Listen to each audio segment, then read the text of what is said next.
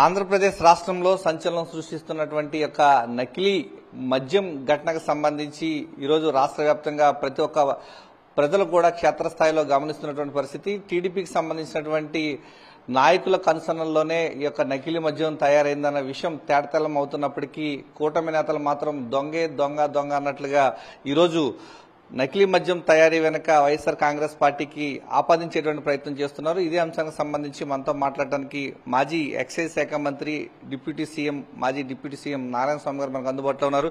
ఈరోజు రాష్ట్ర వ్యాప్తంగా ఎక్కడ చూసినా కూడా ఈరోజు నకిలీ మద్యం గురించి చర్చించుకుంటున్న పరిస్థితి. టీడీపీ నేతలే అడ్డంగా దొరికినప్పటికీ దాన్ని వేరే విధంగా దుష్ప్రచారం చేస్తున్నారు. దీన్ని ఏ విధంగా చూడాలంటారు సార్?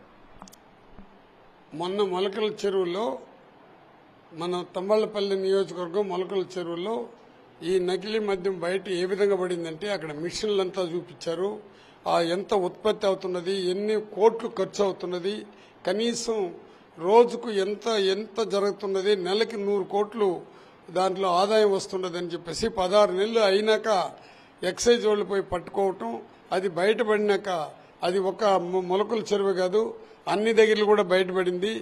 ఈరోజు వాళ్ళు ఏం మాట్లాడతారంటే మా పార్టీకి సంబంధించిన మేము టికెట్ ఇచ్చినట్టు వ్యక్తులు కూడా మీ పార్టీ నుంచి వచ్చి మీ పార్టీతో కోవట్లు అని చెప్పేసి మాట్లాడుతూ వాళ్ళని మా పార్టీ అయినా కానీ మేమే కనిపెట్టినాము. అసలు ఆ మాట మాట్లాడడానికి ప్రజలు ఏ విధంగా వాళ్ళ మనోభావాన్ని ఈ విధంగా దెబ్బతీస్తున్నారు. ప్రజల యొక్క మనోభావాన్ని ఇట్లా మాట్లాడితే దెబ్బతీయరు, వాళ్ళు అసహించుకుంటున్నారు ఆ మాటకి. ఎందుకంటే అది కంప్లీట్ గా పలానా రామచంద్రరెడ్డికి పలానా మిథునికి సంబంధాలు ఉండదు, వాళ్ళతో బంధుత్వం ఉంది, ఇట్టి వ్యాపారాలు ఉండదని వాళ్ళు మాట్లాడినప్పుడు ప్రజలే గలీజ్ గా మాట్లాడుకుంటున్నారు. ఇది ఏమి కర్మరాది? ఇటువంటి కల్తీ మందు తయారు చేసి ప్రజల యొక్క వాళ్ళ ప్రాణాలపైన చెలగాట ఆడుతూ ఉన్నారు. ఇది ఏమి మందు? దీనికి సంబంధించింది ఎంత బయట వస్తున్నది. ఇది ఒక మొలకల చెరువులోనే కాదు, విజయవాడలో ఉండదు, అక్కడ శ్రీకాకుళం జిల్లాలో జరుగుతున్నది. ఎక్కడ చూసినా పడతా ఉండరు. ఇప్పుడు మేమే పట్టుకున్నామో మా మనుషులైతే కూడా మేమే సస్పెండ్ చేసినామంటే ఈ మాటలు ఎందుకు మాట్లాడుతున్నారో అర్థం కాల. కోవర్ట్లు వైఎస్ఆర్ పార్టీ కోవర్ట్లు అంటే ఇది కూడా జగన్మోహన్ రెడ్డి పైన ఆయన పైన ఆ జపం జగన్మోహన్ రెడ్డి జపాన్ని దీన్ని కూడా తీసుకుని వచ్చి పెడతారేమనుకున్నాను. కానీ జగన్మోహన్ రెడ్డి యొక్క కోవర్ట్లు వీళ్ళన్నారు. మరి మీ ఎంపీగా నిలబడినటువంటి ఇప్పుడు నెల్లూరు నుంచి మా జగనన్న పార్టీ పెడితే ఎంపీలుగా మన ఎంపీలుగా గెలిచారు, రాజ్యసభలుగా వచ్చినారు. మళ్ళీ బీసీ లీడర్లు కూడా బీసీ లీడర్ కృష్ణాన్ని కూడా తీసుకొని వచ్చి పెట్టుకోవడం జరిగింది. మరి ఆయన వైఎస్ఆర్ పార్టీ పెట్టకపోతే వీళ్ళందరూ ఎంపీలు అయ్యే ప్రశ్నే లేదు. ఎన్ని లక్షల కోట్లున్నా వాళ్ళు ఎంపీలు అయి ఉండరు. ఈ రోజు వాళ్ళు గెలుచుకున్నాక మళ్ళీ పోయినారు. వాళ్ళు కూడా కోవర్ట్లు అంటే దయచేసి ఇప్పుడే పంపించేయండి వాళ్ళని మా పక్కకి. అటు కూడా కోవర్ట్లు అంటుంటారు కదా, వాళ్ళు ఎందుకు ఏమి విధంగా మీరే వాళ్ళ పైన కోవర్ట్లు అనేటప్పుడు రేపు ఇంకోటి పడితే వాళ్ళు కూడా మీ కోవర్ట్లు అంటారు. మొన్న ఇసుక పైన పడిన ఇసుక బయట వచ్చింది, అది కూడా మా కోవర్ట్లు అంటారు. ఇప్పుడు ఎవరు మంత్రులైనా కాంగ్రెస్ నుంచి వచ్చిన వాళ్ళు అక్కడ ఇప్పుడు మీ దగ్గరికి వచ్చినారు. అట్టెత్తుకుంటే చంద్రబాబు నాయుడు కూడా కాంగ్రెసే. ఇప్పుడు ఆయన కాంగ్రెస్కి ఏమైనా కోవర్ట్ అయినాడా? ఆయన కూడా కాంగ్రెసే. మాతో కూడా వచ్చిన ఆయన కూడా కాంగ్రెస్ లో అయినాడు, మళ్ళీ తెలుగుదేశానికి పోయినాడు. మళ్ళీ అక్కడి నుంచి ఏ విధంగా వచ్చినాడో ఆయనకి తెలుసు, ప్రజలకు తెలుసు, దేశమంతా తెలుసు. కోవర్ట్లు అన్నప్పుడు అందరినీ ఎనికి పంపించామని చెప్పండి. దాన్ని వదిలేసి కోవర్ట్లు జగన్ అని జపం చేసేది ఎందుకు? ఇది జపాల కన్నా స్వస్తి చెప్పి మెడికల్ కాలేజీలని మళ్ళీ గవర్నమెంట్ కాలేజీలుగా తీసుకుంటారండి. రాజశేఖర రెడ్డి ముఖ్యమంత్రికి ఉండేటప్పుడు 5 రిమ్స్ కాలేజీలు తీసుకుని వచ్చినాడు. జగన్మోహన్ రెడ్డి 17 కాలేజీలు తీసుకుని వచ్చినాడు. ఆయన ఒక మంత్రిగా చేస్తే హెల్త్ మినిస్టర్గా పనిచేసిన వ్యక్తి ఏం మాట్లాడతారంటే 25 సంవత్సరాలు పడుతుందంట. మరి జగన్మోహన్ రెడ్డి తీసుకుని వచ్చి 5 కాలేజీలు ఒకే ఒక 2 సంవత్సరాలు పూర్తి చేసి కంప్లీట్ గా క్లాసులు కూడా జరుగుతుంటది కదా. మళ్ళీ 6 కాలేజీలు రెడీగా ఉండింది కదా. మళ్ళీ మన పులివెందులు ఇచ్చిన కాలేజీ కూడా 50 సీట్లు శాంక్షన్ అయితే దాన్ని వెనక్కి తిరిగి పంపించారు. ఏ ముఖ్యమంత్రులైనా ప్రపంచంలో ఇండియాలో ఏ ముఖ్యమంత్రి అయినా ప్రైవేట్ పరం చేయమని గవర్నమెంట్ కాలేజీలు ప్రారంభం చేశారా? అటెందుకు కూడా రామారావు గారు ముఖ్యమంత్రి అయినప్పుడు సిద్ధార్థ కాలేజీ అది ప్రైవేట్ కాలేజీ ఉండేటప్పుడు ఆయనకి సంబంధించిన బంధువులైనా కానీ ఆ కాలేజీని గవర్నమెంట్కి తీసుకున్నాడు. అందరూ పోయి చంద్రబాబు ఎన్టీ రామారావు పైన పెడితే పేదవాళ్ళ కోసం నేను అది గవర్నమెంట్ అసలు గవర్నమెంట్ కాలేజీలని ప్రైవేట్గా చేసేది పీపీ పవర్ అంటే నాకు అర్థం కాల.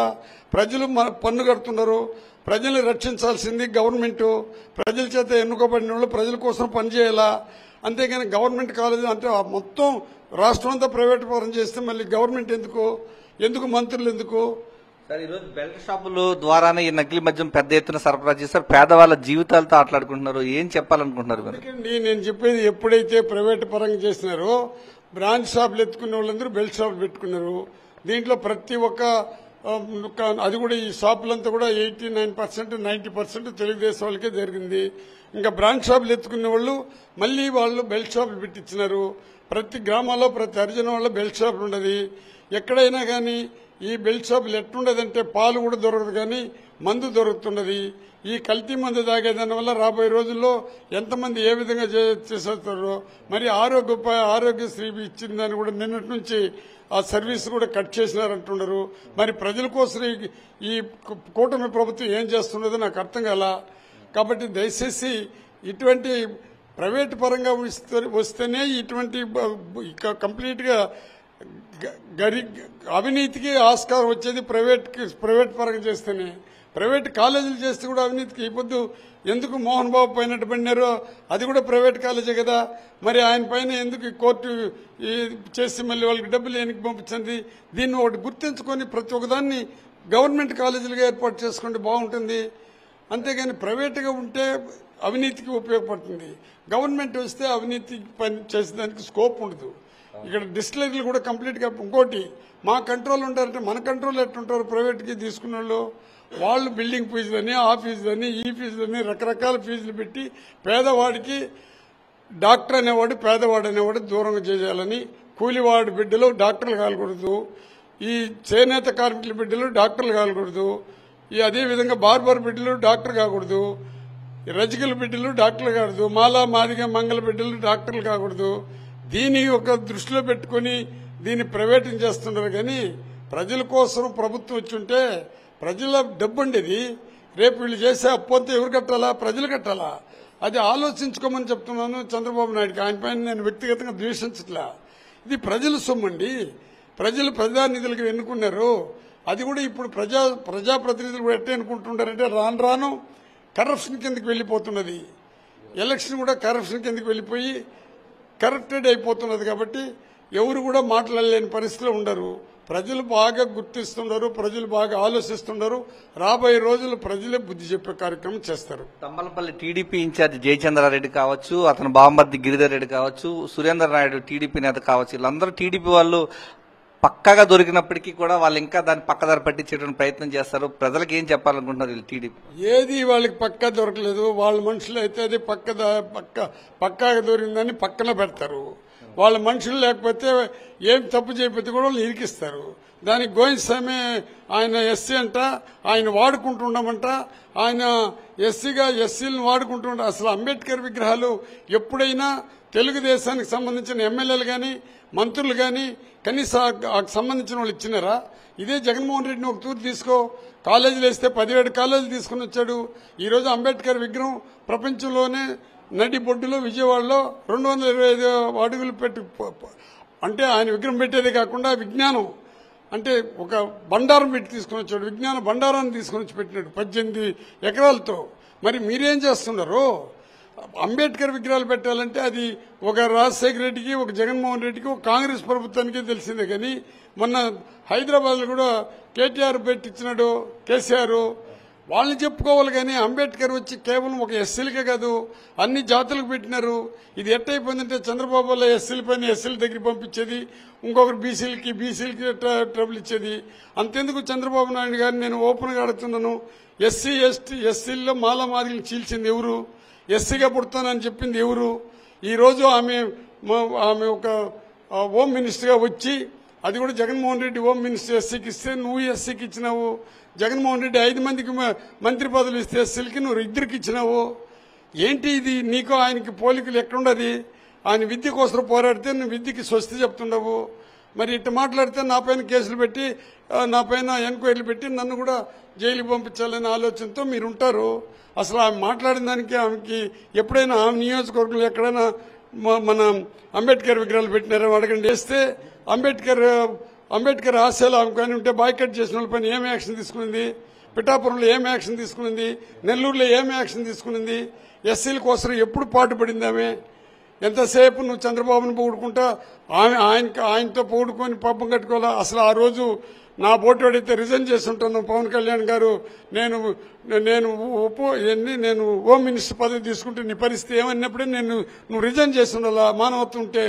అది లేకుండా ఇక్కడికి వచ్చి మమ్మల్ని ఎట్టనట్టు మాట్లాడి ఒక తూరి ఎస్పీ గారు స్టేట్మెంట్ కూడా చూడండి, ఎన్ని కథలు అల్లుతుండారో. అందుకే నేను సిబిఐ ఎంక్వైరీ చేయమంటున్నా దానిపైన.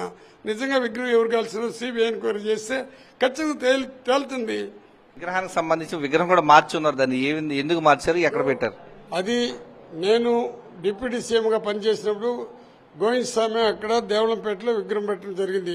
అది బొమ్మేపల్లి సర్పంచ్ అయినా ఆ విగ్రహం పెట్టినప్పటి నుంచి పక్కన ఆమె ఎవరో చిన్న అంగిడి, అంటే విగ్రహం కింద ఒక చిన్న అంగిడి పెట్టుకునిందని చెప్పి తెలిసింది.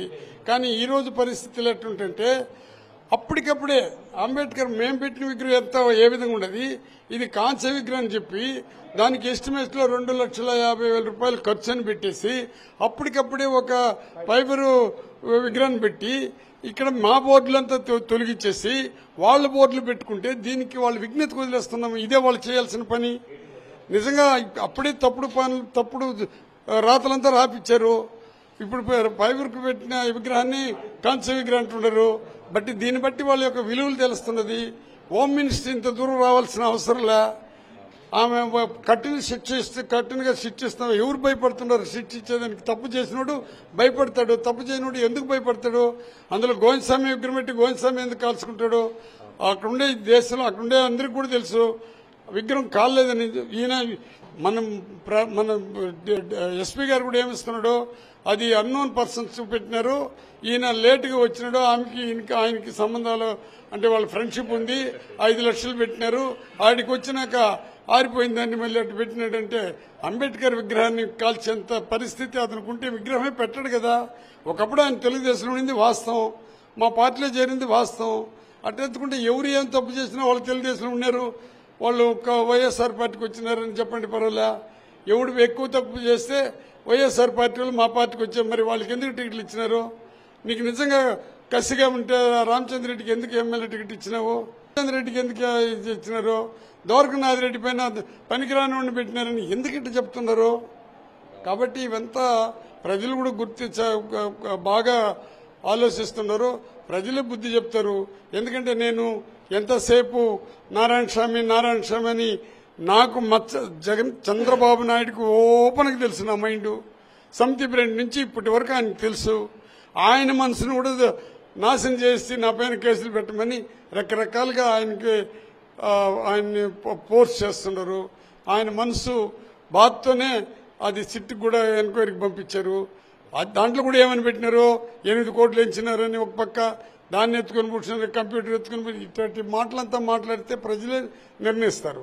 అంబేద్కర్ విగ్రహ ఘటనకు సంబంధించి సిబిఐ ఎంక్వైరీ చేయాలంటున్నారు మాజీ డిప్యూటీ సీఎం నారాయణ స్వామి. ప్రధానంగా ఈ యొక్క నకిలీ మద్యం ఘటనకు సంబంధించి టీడీపీ నేతలే క్షేత్రస్థాయిలో అన్ని చోట్ల కూడా నిర్వహిస్తున్నప్పటికీ దాన్ని వైఎస్ఆర్ కాంగ్రెస్ పార్టీ నాయకులపైన బురజల్లేటువంటి ప్రయత్నాలు చేస్తున్నారు.